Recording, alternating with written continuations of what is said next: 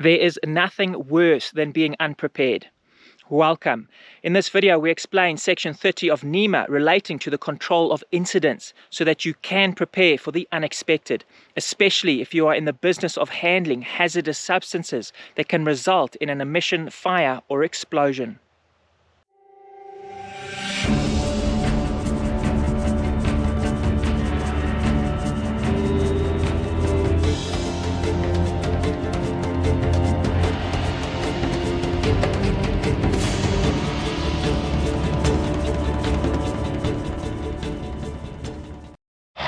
Welcome.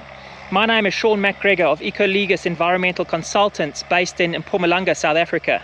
And we're on a mission to empower all South Africans to protect their environment through the correct interpretation and application of our environmental legislation. So if you want to learn how our environmental law applies to you, to avoid unnecessary and costly mistakes, to increase your knowledge and skills and reduce your reliance on external consultants, if you're in need of mentorship, or you just want to earn CPD points for your professional registration, then you're welcome to subscribe to this channel. Don't forget to click on the bell notification icon so that you can be notified the moment we upload a new video. And if you do know of anyone else who can benefit, you can help us spread the message by liking them. Thank you. We continue with the same series, Call of Duty, and the title of this video is Take Control Incidents. I will include a link to the National Environmental Management Act and a very important guideline document called Guidelines on the Administration of Incidents in the description below. The guideline document was published by the Department of Environmental Affairs in 2019 and it is just as important to the person responsible for an incident as it is to the responsible authority. So what is an incident, at least in terms of section 30 of NEMA? An incident means an unexpected, sudden and uncontrolled release of a hazardous substance. Uncontrolled would mean a loss of containment from a primary or other container. So once again, just to stress, an unexpected, sudden, uncontrolled, that is loss of containment, release of a hazardous substance, including from a major emission, fire or explosion that causes, has caused or may cause significant harm to the environment, human life or property. Now, significant would be noticeable, and other synonyms for harm would include a danger to or injury. So in terms of NEMA, an incident specifically involves the release of a hazardous substance, but it must include all key concepts identified in that definition, specifically an unexpected, sudden loss of containment of a hazardous substance. I can give you a visual representation of what is meant by uncontrolled or loss of containment right here.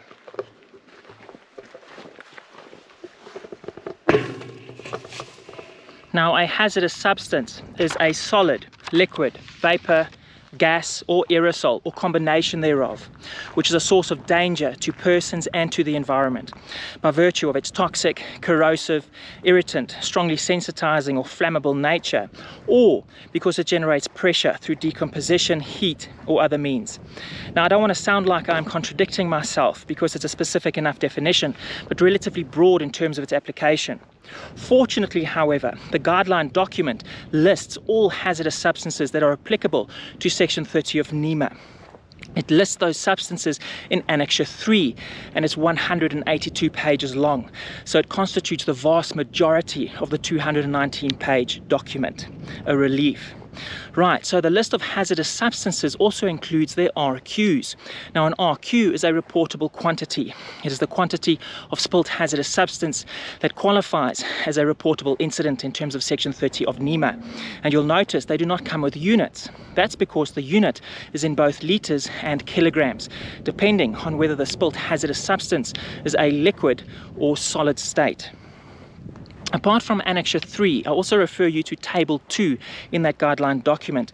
It identifies those hazard codes that are also reportable in terms of Section 30. And the hazard code for a hazardous substance can be found on its safety data sheet. Now, it is worth noting that even if an incident or spilt hazardous substance is contained within a secondary containment, such as the bun surrounding a fuel tank, the department still wants you to report it as an incident for two main reasons. Firstly, it allows the department to ensure whether control measures they could be management measures or engineering measures, operated as intended. And secondly, it allows them to monitor or track recurrences at the same facilities so that they can, if needed, intervene before it escalates over time into a more serious non-contained event.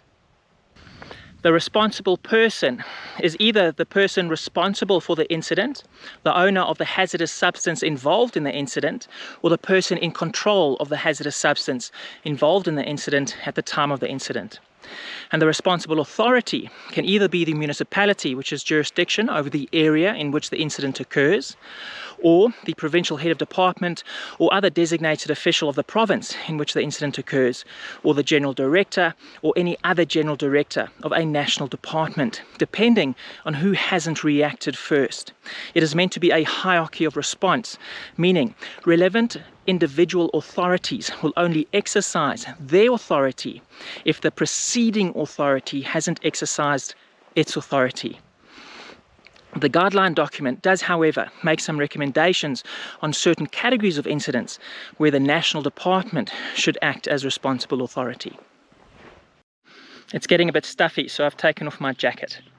Right, so the whole process comprises two basic stages, a response stage and a review stage. The response stage focuses on containment, cleanup, remediation, and a preliminary assessment of the incident, whereas the review stage focuses on a post-cleanup assessment and then reporting of relevant information to the authorities. So I'm going to start off with the response stage. Now, the very first thing that a responsible person or his or her employer needs to do after acquiring knowledge of an incident is to report it. The word used in the legislation is forthwith, and that can be translated as immediately, without hesitation or delay. And it must be reported through the most effective means reasonably available. It has to be reported to 1, the Director General, then 2, the SAPS and relevant fire prevention or emergency services, the provincial head of department or municipality, and finally, any persons whose health will be affected by the incident itself. Now, the contact details for the relevant provincial officials responsible for administering Section 30 of NEMA, Section 30 incidents, can be found on the department's website. That is www.environment.gov.za.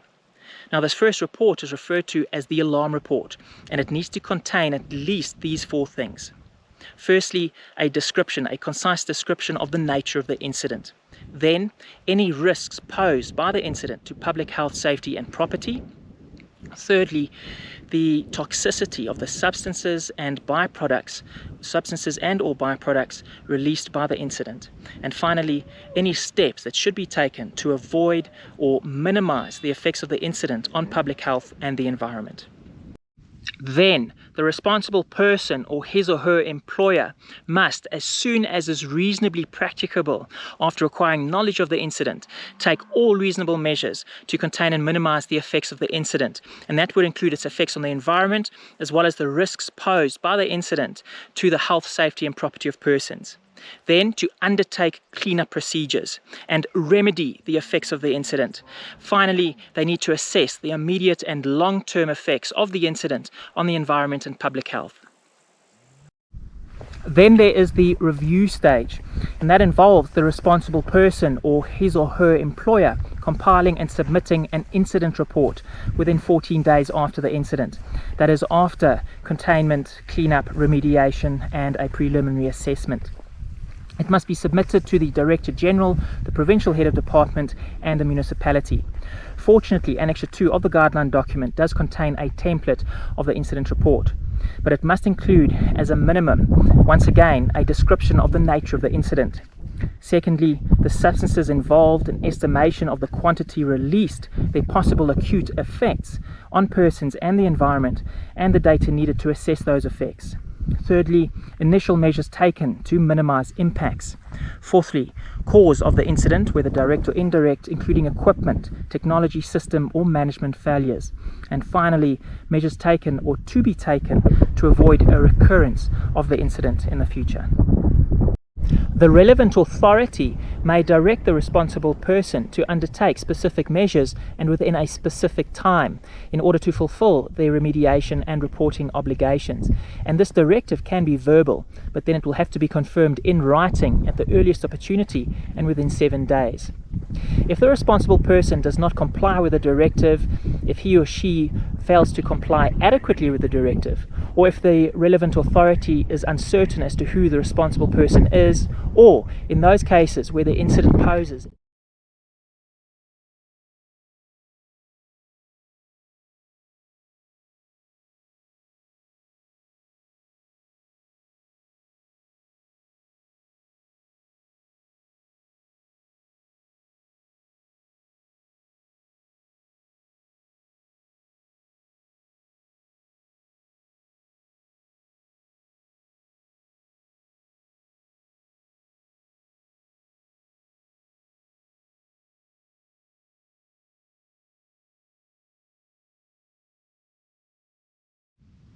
In conclusion, if you are handling a hazardous substance that has the potential to result in a major emission, fire or explosion, then you should prepare an incident management plan by incorporating those Section 30 provisions into the steps to be undertaken and training your staff accordingly.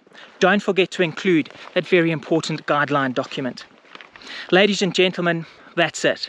I hope this was helpful, and thank you so much for taking the time to watch this video.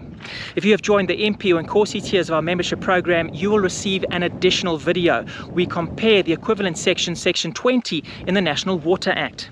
If you have not joined our membership program yet, then check it out on Patreon. Otherwise, if you're looking for an environmental consultant to help you with a once-off project, you're welcome to visit our website. Check out our previous video in the series, Call of Duty, our general duty of care for the environment. Next video in the series, Section 30A, we deal with emergency situations. There's a big difference, and you need to know that difference between an emergency, an incident, and our general duties.